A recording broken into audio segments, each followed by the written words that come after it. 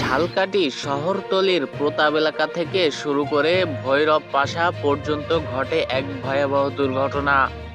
ঢাকাগামী সাগুরা পরিবহনের একটি বাস একটি মোটরসাইকেলকে চাপা দেয়।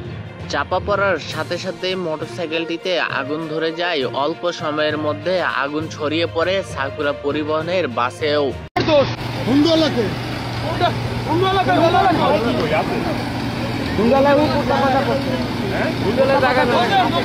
পথচারীরা জানান, ঘটনাটি এত দ্রুত ঘটেছে যে মোটরসাইকেল আরোহীদের বাঁচানোর সুযোগ ছিল না। আগুনের ভয়াবহতায় পুরো এলাকায় আতঙ্ক সৃষ্টি হয়।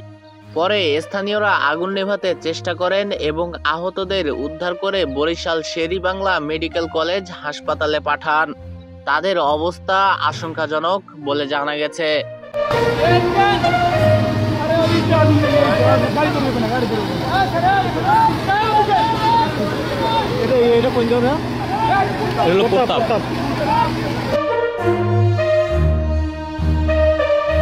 বাসের যাত্রীরা জানান, সাকুরা পরিবহনের বাসটি অতিরিক্ত গতিতে চলছিল।